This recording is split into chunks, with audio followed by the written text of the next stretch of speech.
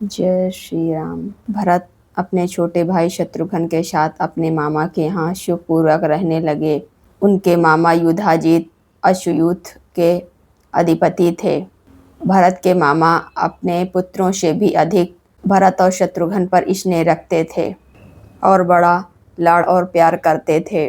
भरत और शत्रुघ्न को अपने मामा के यहाँ रहते हुए भी अपने पिता महाराज दशरथ की हमेशा याद आती रहती थी।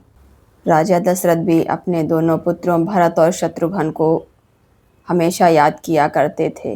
अपने शरीर से प्रकट हुई चारों भुजाओं के समान महाराज दशरथ को अपने चारों पुत्र अपने प्राणों से भी अधिक प्रिय थे, परंतु उनमें भी महातेजस्वी श्री राम सबकी अपेक्षा अधिक गुणवान होने के कारण सभी लोगों के लिए विशेष प्रिय और अपने पिता के लिए भी विशेष प्रिय थे। इसका एक कारण और भी था, वे साक्षात सनातन विष्णु थे।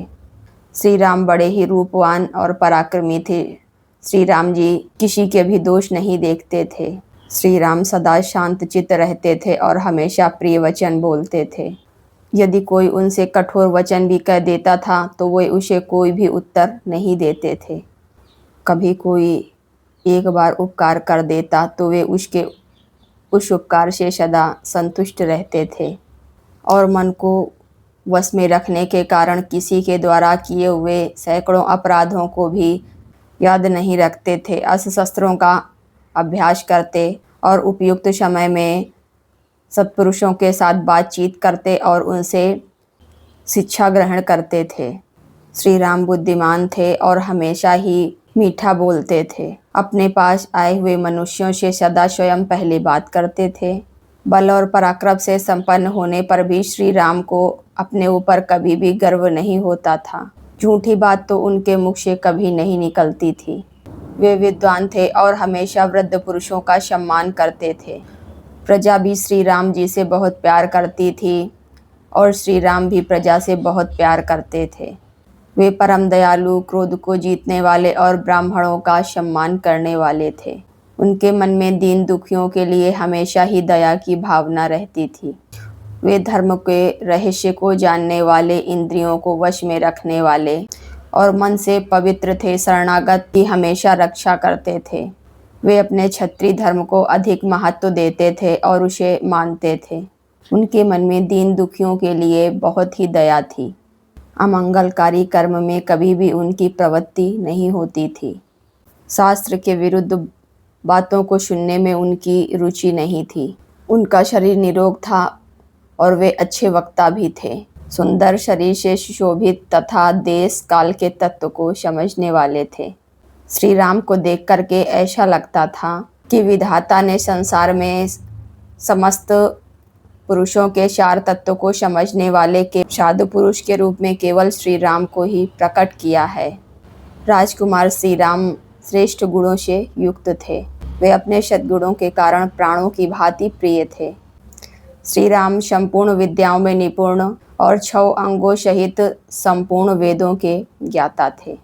बाण विद्या में तो अपने पिता महाराज दशरथ से भी अधिक निपुण थे। धर्म और अर्थ के ज्ञाता थे। वृद्ध ब्राह्मणों के द्वारा उन्हें उत्तम शिक्षा प्राप्त हुई थी। उन्हें धर्म, काम और अर्थ के तत्व का सही ज्ञान था। श्री राम स्मरण शक्ति से संपन्न और प्रतिभाशाली थे। वे विनयशील और अपने आकार को छिपाने वाले, मंत्र को गुप्त रखने वाले और उत्तम सहायकों से युक्त थे। वे वस्तुओं के त्याग और संग्रह को अच्छी तरह जानते थे। उनका क्रोध अथवा हर्ष कभी भी निष्फल नहीं होता था। गुरुजनों के प्रति उनकी दृढ़ भक्ति थी। उनके मुख से कभी भी दुर्वचन नहीं निकलता था। वे शास्त्रों के ज्ञाता, उपकारियों के प्रति कृतज्ञ तथा दूर से पुरुषों के मनोभाव को जानने में प्रबल थे। श्री राम ने सब प्रकार के अस्त्र समूहों, संस्कृत तथा प्राकृत आदि भाषाओं से मिश्रित नाटक आदि के ज्ञान में निपुणता प्राप्त किया था। वे अर्थ और धर्म का पालन करते हुए उसके अनुरूप कार्य करते थे और आलस्य तो उनसे कोसों दूर था। मनोरंजन के उपयोग में आने वाले संगीत, वाद्य और चित्रकारी आदि शिल्पों के विशेषज्ञ थे। श्री राम इस श्लोक में धनुर्वेद के सभी विद्वानों में श्रेष्ठ थे। शत्रु सेना पर आक्रमण और प्रहार करने में विशेष कुशल थे। सेना संचालन की नीति में उन्हें अधिक निपुणता प्राप्त थी।